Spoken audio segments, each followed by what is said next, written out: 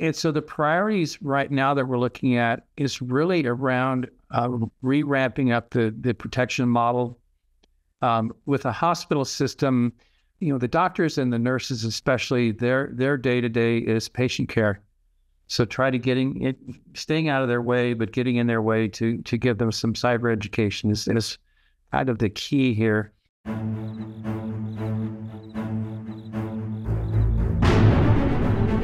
Welcome to the Risk Never Sleeps podcast, in which we learn about the people that are on the front lines, delivering and protecting patient care. I'm Ed Gaudette, the host of our program, and today I am pleased to be joined by Bob Schlotfelt, Executive Director and CISO at Valleywise Health in Phoenix, Arizona. Good day, sir. How are you? I'm doing well, Ed, and you. Thank you for letting me participate in this fun party. I've listened to some of the previous casts, and it looks like it's going to be a nice ride today. Oh, good. Excellent. And I took a look at your background, so we've got a lot to talk about. So why don't we start? How far back do we want to go? So why don't we start there? Let's tell us about your current role in your current organization.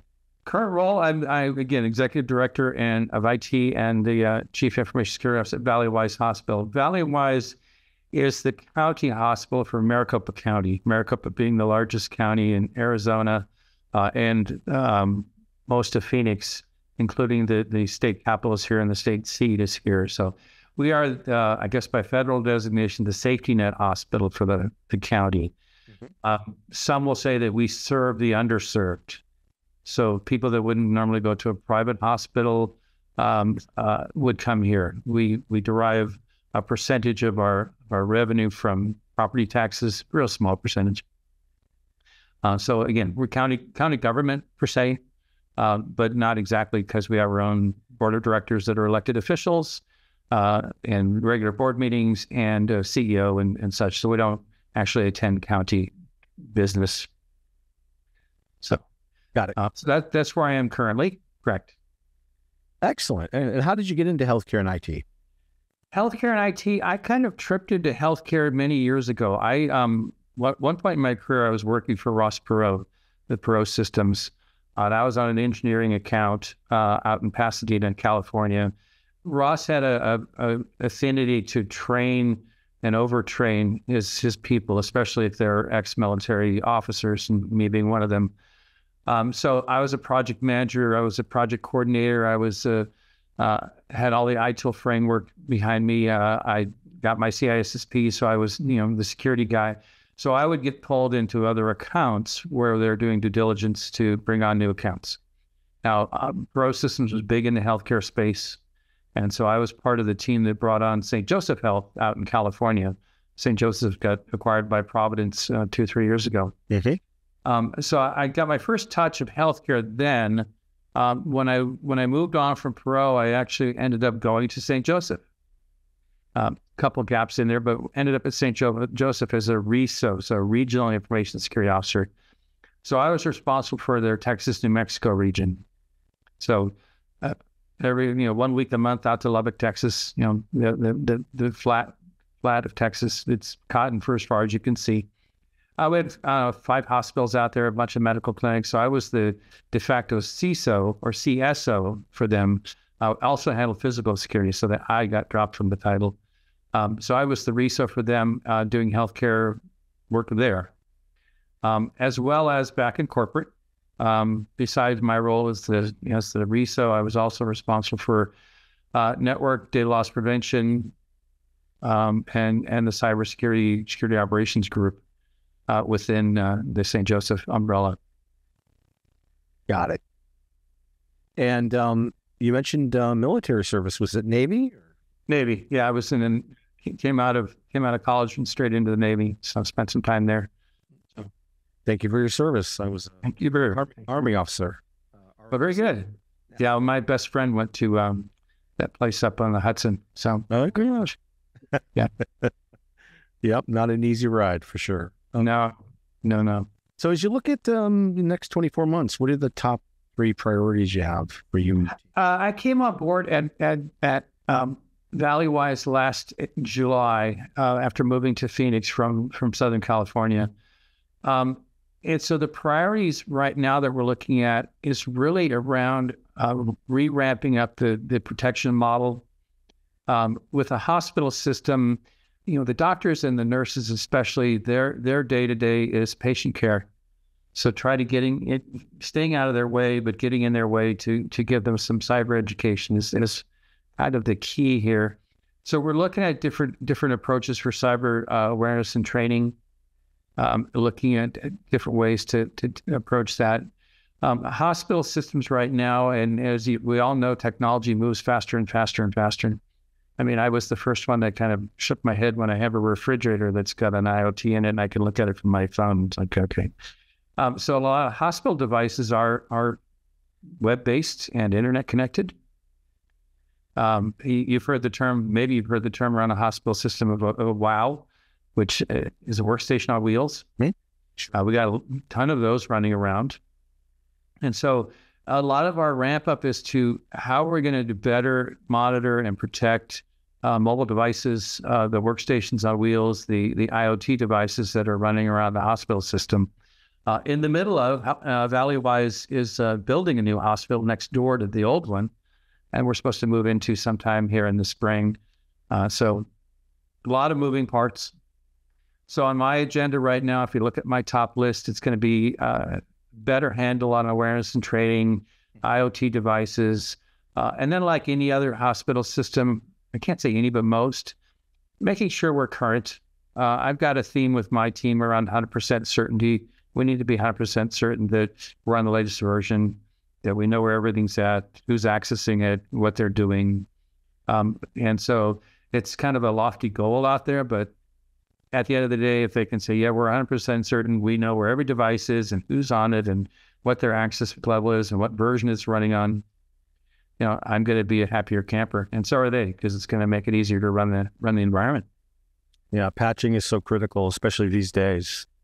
Patching, and not just patching, but keeping devices current. I mean, we've all been around long enough, and I know I have been, and looking at your career, you have been too, where when you get out of end of life cycles with servers, I mean, you've got to convince the application people you've got to upgrade because we've got to go to the next version. And we don't get patches for it anymore. We don't get updates, and so we're kind of hanging ourselves out there if we don't keep them current and can move them up. So the applications have to move accordingly. Right. What keeps you up at night? Keeps me up at night is the clinician or the person that is maybe worked too long or too many shifts that clicks on that errant link that introduces something into my environment that I don't want. Something stinky and smelly starts running around the hospital besides bedpan, and we got to look out for those. We do a very diligent job with the technologies we have in place, looking for people plugging in a USB device. That's a big one. We block them for the most part, but allow some sort of read access. But again, we've got a pretty good endpoint protection scenario going on, so we're catching most of it. But those are the ones that keep me up at night. Training of my own staff, my own team. Again, county hospital, we can do better at keeping everybody current. I'm fortunate I've got a small engineering staff that have been around a long time. Most of them are 10 years or more with the organization, so they know I like to say where all the bones are buried. But keeping them current, because not just healthcare, but the information technology industry, cybersecurity moves fast. I got told once that it's a process of doubling every 6 months, and they're not kidding. It moves fast. I get calls all the time from vendors about, hey, we can do this. And it's like, yeah, I got to think about that now too. And then, of course, the latest buzzword we've heard, I don't know, for the last years or so is AI. Like, yeah, they always ask me, what are you going to do about AI? I mean, when I interviewed, one of the interview questions I got was, how are you going to keep us secure? And I said, I can't keep you secure, but I can help us get very resilient. That's a great answer. We're all going to be attacked. Everybody's being attacked. We have no choice. You're going to be attacked. It's kind of like your car is going to get rained on someday. You have no choice. It's going to get rained on. Now, how you can protect that and keep it resilient, I had this conversation with our CEO about resiliency, and I said, we want to be 100% certain, that theme again, that we're backed up well, we're protected well, we know how to find things if we get attacked. If we get a ransom attack or some other attack, we can find it, snap it off real quick, block it out, and go back to work. So resiliency. Security is a different thing. You want to complete 100% secure, then we need to unplug it all, because that's the only way you can guarantee that. So, You'll never guarantee it. Nope. Don't want to try. It's unusable, right? Don't want to try. Use it. Yeah, and any more too with the whole security and another thing that's in the news lately is, the CISO's role and where does the blame get pointed, and what's my liability. So I'm looking at risk and looking at the risk of the organization not heeding the warning. So how do we approach that? As an executive, I need to talk to the C-suite and say, I've explained the risk. I've given you facts and figures, or math and science, as some like to call it. And I can't do anything except say, no, I quit and walk out the door because you're not listening to me. But then that's just being foolish. But how do I approach that and, get them to bend a little bit?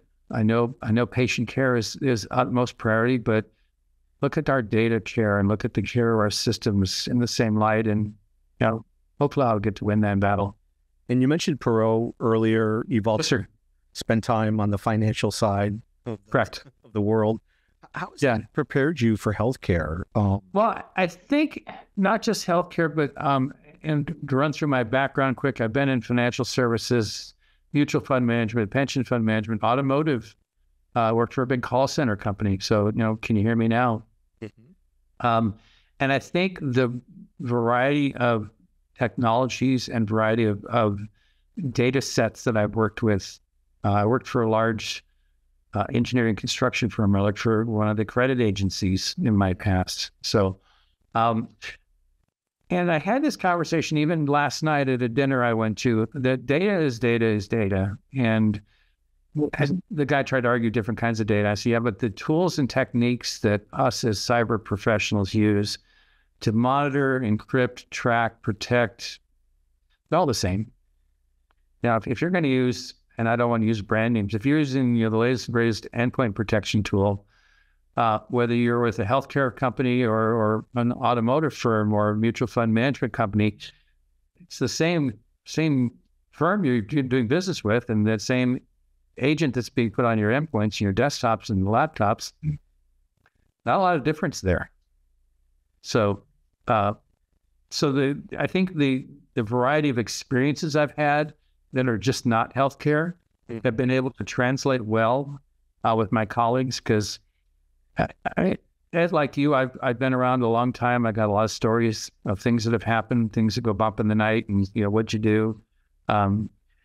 One of the questions I know you're going to ask me about what's one of the biggest risks I took, and I've been thinking about that one for a while.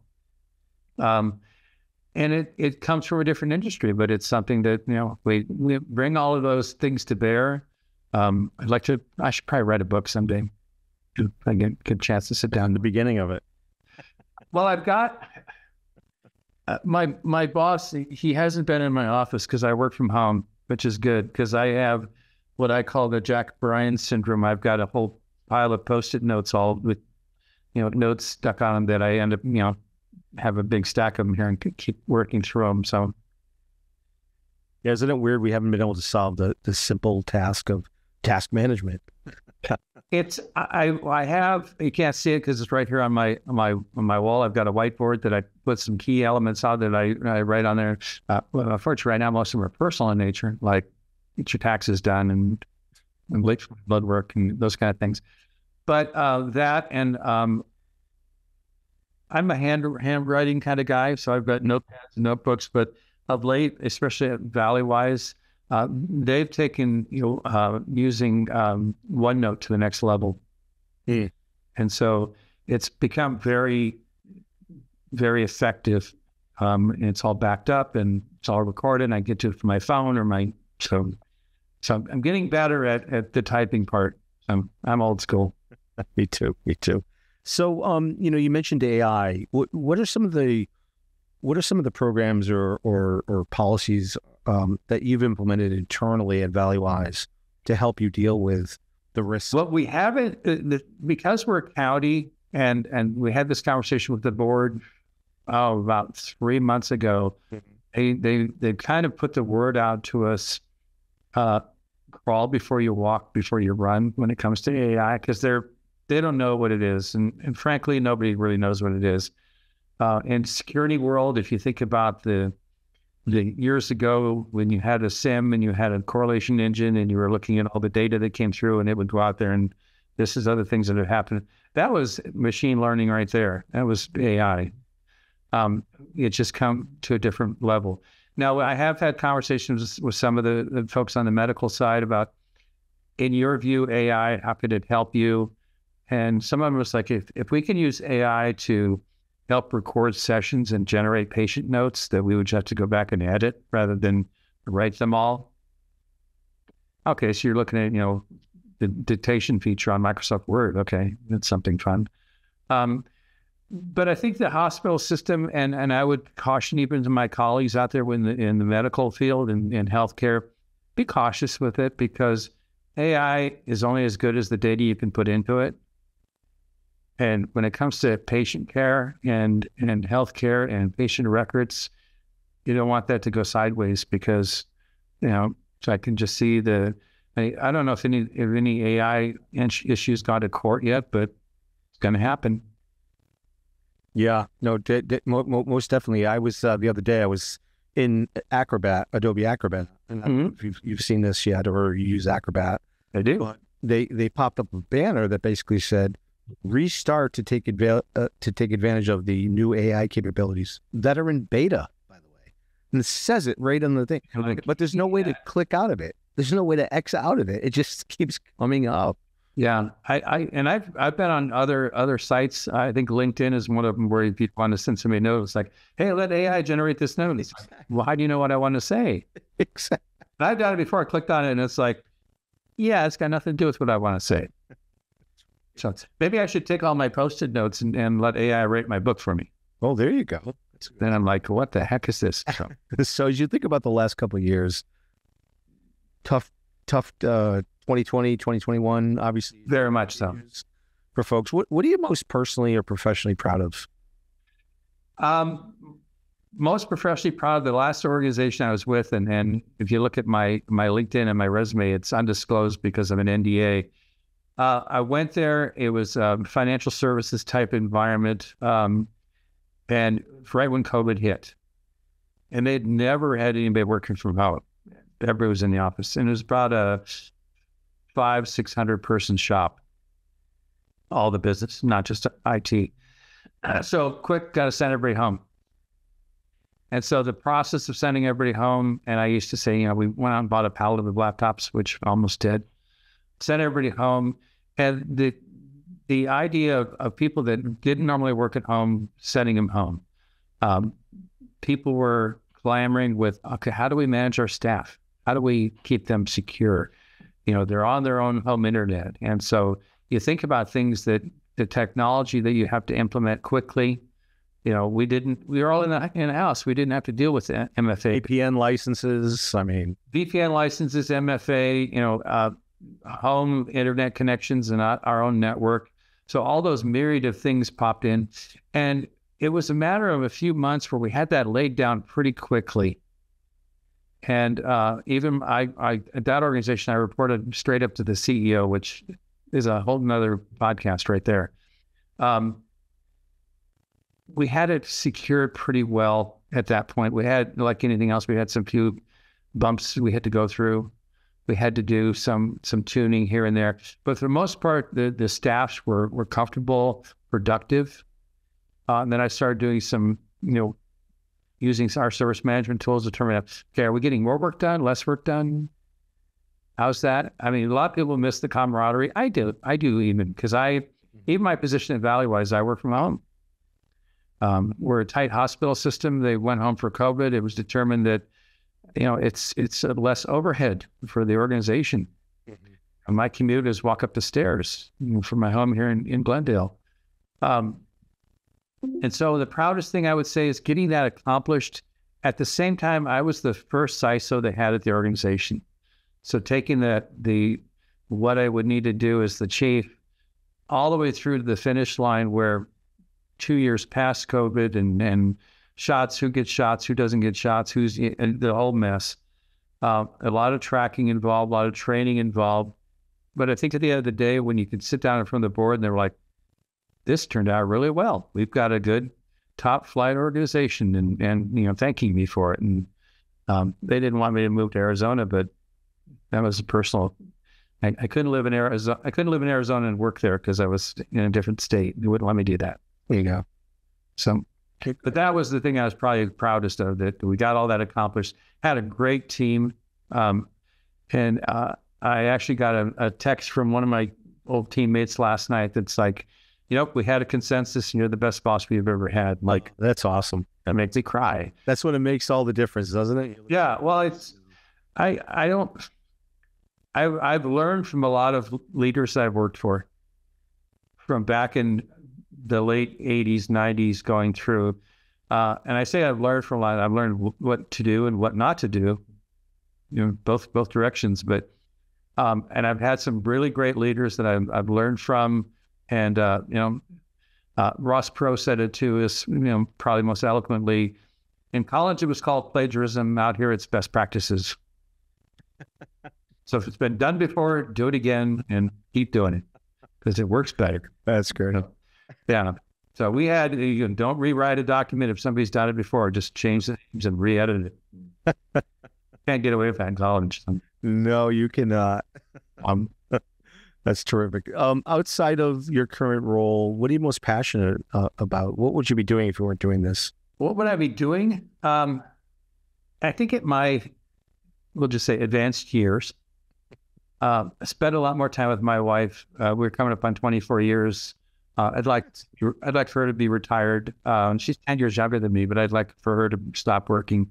She stopped when we moved to Arizona because I, get the house set up, buy new furniture, a lot of design and decorating stuff that you need to do that. I got to work. Spend more time with her. I'd like to travel a little bit more. Yeah. I do woodworking. I like working in my garden, in the yard. It's my son of 33. My wife and I are all, without being too conceited, are all accomplished chefs. Oh. So we all like to cook. I've got a smoker out back that we do some great things with, and I've got a lot of recipes that, I work my magic on. My wife can bake anything. She doesn't do sourdough, but she can make some cakes and some things were just amazing. My son has got, besides being, what is he, a certified bourbon steward? So, which is, I think, my influence from years ago. I was into Scotch, so still am. Me too. I'm not still am. Any longer. Well, I actually founded the Orange County Scotch Club many, many years ago. But anyway, so all of us have our own. We have to stop on the Scotch. Hold on for 1 second. What type of Scotch? What were your favorites? Most people I introduced them to Scotch, I would go with the Belvini Doublewood because it's calm and easy on the palate. If you're into Scotch for more than a few months, then I'll go right to Lagavulin. Lagavulin 25. That was my go-to. Oh my goodness, it's like, and my family has a castle in Scotland, and love to go visit someday. Never been there, and I told my wife, I said, we go there. I said, hey, we need to spend a couple weeks because the guy that used to be our Glenfiddich rep, when I was doing the Scotch Club, I got into the bar scene, and the Glenfiddich guy, got to know him. He actually moved back to Scotland, and he's got a B&B out there and a touring company. And I said, I want to spend a whole week on Islay. The whole week. Wow. It just hit them all. Spend Oban? Do you like Oban? Whole day at Oban, a whole day at Lagavulin, whole day at Front, whole day. And then, get up to Glenfiddich and Belvini and get up to Oban and go up into the, spend some time in Speyside. And it's like, if I could find a CISO job that would let me work over there, it's like, honey, we're packing the bag. Work for one of the distilleries.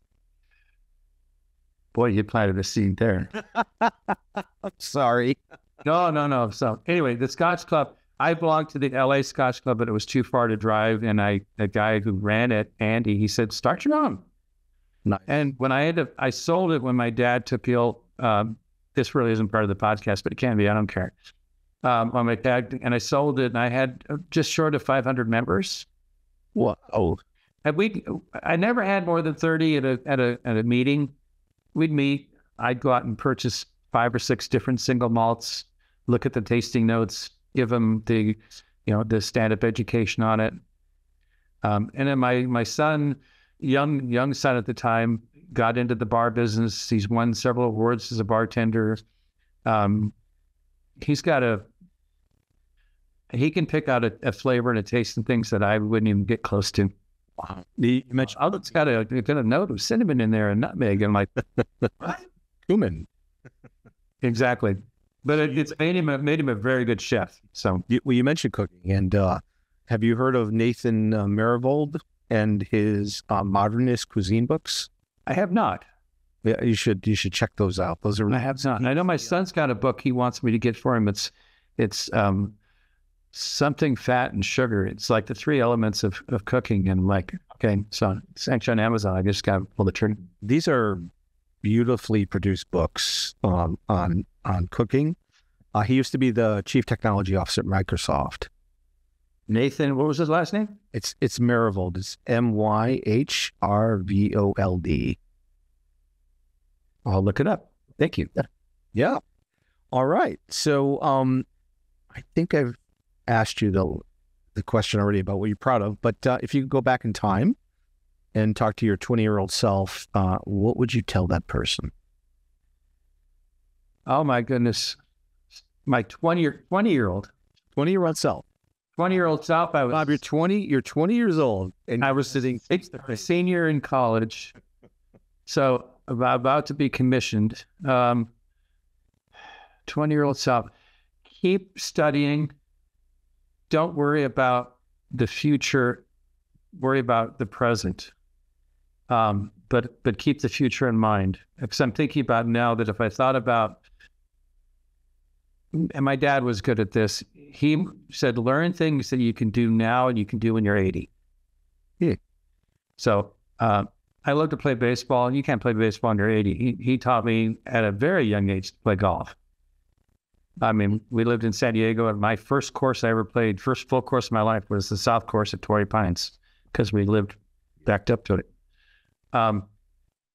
And so golf and probably young self, read more. Not just read, because in our profession, IT coming up, my time in the service, you're reading, it's all technical manuals, it's all instructions, it's all procedures, it's all read more for pleasure, because it got to a point where reading equaled sleep unless I was working. If I sat down in a chair to read something, leisurely, I'm working on a book right now. I used to have a book on tape, and now my son bought it to me, the hardcover, so I've got to actually read it. What's the name of it? Men at Work: The Craft of Baseball. Oh, by George Will. Will, yes, of course. He talked to, and he did a profile on 4 different baseball personalities: the hitter, the pitcher, the fielder, and the manager. Hershiser, Tony Gwynn, Tony La Russa, and who was the other one? Another one. But just how they approach the game, and it's like a really well written book. So I had it on tape for a long time, and kind of wore it out because it was read by Bob Costas. Oh, very nice. So it was entertaining to listen to, and when you have long commutes, it's easier to listen to a book on tape than read it. That's right. All right. Well, you started to answer the riskiest thing question, but let me ask it again. What is the riskiest thing you've ever done? Riskiest thing I did was, and I was in, again, big engineering firm in Pasadena, California. I was the chief. They didn't have a chief information security. I was the ISO, but also enterprise architect. So I was responsible for our major vendors, the Microsofts, the Ciscos of the world. And it was a time where we would get, patches would come out, Patch Tuesday, like they still do. Patches would come out, and we'd have a group that would analyze them, And I'm getting up to the risk part in a second here. But then I also had some news feeds I would get, and I saw a news feed about a vulnerability that had been started to be exploited. Microsoft published a vulnerability. It's in our next patch cycle. You have the patch, but we got to go through our review process, and usually we'd get a patch and be a month in testing, and then another month before we implement. So it's a cycle. And I read this, and it was when I think it was Sasser virus came out way back when. And I went to my boss. I said, we got this issue because the virus is out. It's been announced. It's out there in the, what we would call the dark web. It's out there. People are talking about it. The Black Hat and RSA, folks are talking about it. We haven't patched yet. And so we pulled in a few people, and they were talking about, well, the cost for us to shut things down and do all the patching over the weekend. I said, well, the risk is that this is going to hit us, and we're going to get shut down because it takes over at a root level. And I stood my ground, and I guess my risk was, I'm saying right now we have to do that this weekend. It's Friday. This weekend's going to be dedicated to patching all of our servers, and get it done. And my boss is like, boy, that's a big chance, because if it doesn't work, then we can't come up on Monday, and it impacts business, which impacts revenue, and the whole ripple effect. And I said, no, Joe. I said, I'm standing firm on this one. We got to do it. We got to do it. Now, at the time, the company I was with, we were a pro account, so we were pro systems employees, but we did all the IT service for this firm. They didn't really push back. They said, well, we're trusting you guys. You got a contract, get it done. So we spent the weekend upgrading all the servers, get all the patching done. I got onto a call on Monday with some of my colleagues from Pro. It was a Monday briefing call for all of the people out there, and what they call GIS, Global Infrastructure Services. And hey, everybody's getting hit with this virus. We're having all these issues. Systems are shutting down all over. And hey, Bob, what are you guys doing out there I won't say the name of the company. What are you guys doing? I said, well, we patched starting on Friday, and we're all patched, and we're good right now. And they're like, how? I took the chance and said, we must do this. And it paid off. So the risk was, I put my reputation and my career on the line, that if hey, it was no big deal, you made us patch for no big reason. Mm-hmm. But the proof was that a lot of our colleagues were like, how'd you guys do it? What was the plan you used? We're getting hit right now. So it was a risk and then success story at the same time. Paid off. Nicely done. It did. So you seem like you're a man of letters. If you're on a desert island and you could bring either 5 movies or 5 albums, what would they be? 5 movies or 5 albums. The Bull Durham baseball movie. Mm-hmm. Probably Gettysburg, the movie that was out. It was like a 5 or 6 part series movie. From there, albums, probably pick one of the early Beatles albums, 1 or 2 of them. And then Rubber Soul, or probably not that earlier than that. Oh. Probably Sgt. Pepper's. Okay. That was Sgt. Pepper's was a little bit more diverse in that area. So to listen to that, what other, not media, I'd take the Bible. Got to have one of those with you. That's just amen. Every book is in the Bible, right? So, yeah. I'm actually watching The Chosen. I don't know if you've seen that series. I haven't seen it yet, but I want to. Oh, it's fantastic. I'm like glued to the set. My wife. Yeah, I gotta. In the evening, I don't play video games because I'm on a computer all day. So the last thing I would do is look at a computer.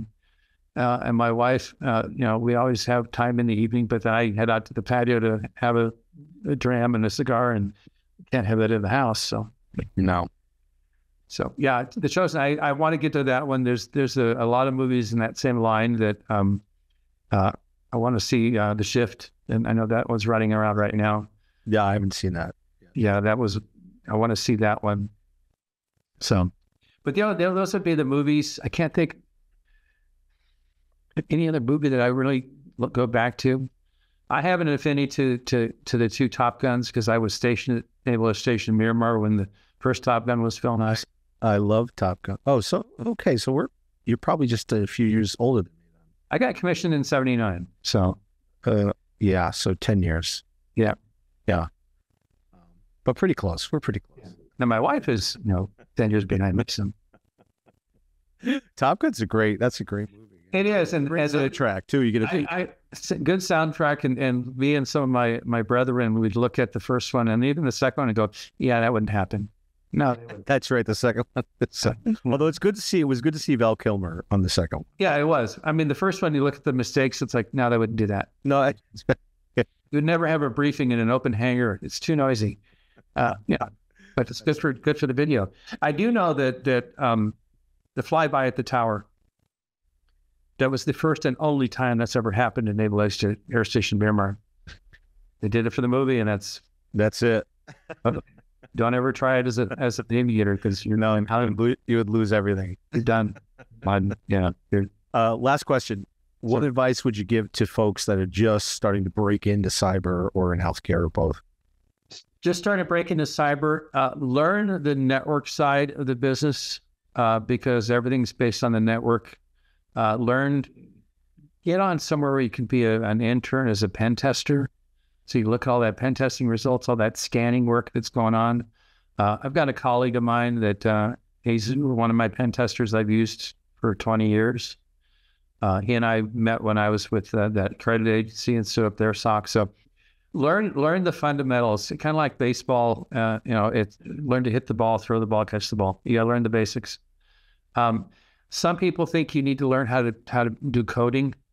So learn some of the basic languages, the Pythons, some of the scripting languages, because those will help you. So get on somewhere as an intern. Try to, hey, I'll do this for free just to learn. And then decide at some point where your track wants to be, because there's analysts and there's engineers. And there will be some that'll tell you that you're an analyst first, then you become an engineer, or you're an engineer, then you become an analyst. But I think they're exclusive, because I know some security analysts that can dig into data and find little holes that a good engineer would never find. They wouldn't know what to do with a server if you put it on their desk and said start it up, but they wouldn't know where the on button is. But they're wizards when it comes to analysis work. Mm-hmm. The same thing with engineers. You type, here, go look at these log records and go find that. They're going to go, and that's what the analyst is for. Or why don't we have a tool that does that? Mm-hmm. So, but learn the basics. Learn the basics. If you choose the path to be a CISO, I just say turn around and run the other way as fast as you can. It's been a good career path. It's had its ups and downs. My dad, when he was still around, and I told him he was in IT as well. And I told him I was getting exclusively into security. And of course, he was around in the day when the security guy was somewhere in the back room that nobody ever paid attention to. And he goes, just make sure you are firm with your decisions and have conviction. And when you start selling yourself out, it's time to change careers or change jobs. I mean, I've been with companies before where the leader in front of me is like, no, we need to do this, Bob. I don't care what you say. We got to do it. Well, it's a violation. We'll just do it anyway. Okay. You can't update the resume and move out, or I've never been one to like, okay, I'm going to put you to the wall on this one. You're going to get fired. Yeah, that doesn't, your reputation is all you have at the end of the day. It is. And I've had people ask me, boy, you jumped around a lot in your career. It's like, but look at everything I've learned. That's right. Yes. I've done 11 companies. I think there's, it was funny. My father one day pulled me aside and said, your mother and I are really concerned about you. You can't hold the job down. And I started laughing. I'm like, you've been at the same job for 40 something years. Yeah. Well, and it's as a CISO, and I think if somebody wants to take that track, the guy I had in my last shop, I hired him out of another healthcare firm. We weren't in healthcare; we were in financial services. But he had a service manager background, and I was looking for a chief of staff. Every CISO I've known and respected, they always had their right hand man or girl that when they're not there, they know things are working, and they can give them the not so desirable task that they're going to run and go do it from. And that's the same guy that sent me that note about I was the best boss he'd ever had. But with him, I told him, I said, you want to go down the path and be a CISO, understand that make yourself visible. You've got to build a brand. And thank you for inviting me to the podcast. I like I said, I've listened to many of the others, and I've had a magazine article done about me, a couple of podcasts I've done. You've got to create a brand, because you never know when the next opportunity is going to come up, or the next time you're going to need an opportunity to come up. I'm not at a point in my career where I'm done. I still got as my boss said, I still have to feather the nest. And so you build a brand. And I would say that with anybody, even coming up in the career, you got to build, what is your reputation? It's like, yeah, this guy is a really good coder, or this guy's a really good pen tester. You'll be sought out. So excellent advice, Bob. And thanks so much for your time today. You're welcome. This is Ed Gaudet from the Risk Never Sleeps podcast. And if you're on the front lines, protecting patient safety and delivering patient care, remember to stay vigilant, because risk never sleeps.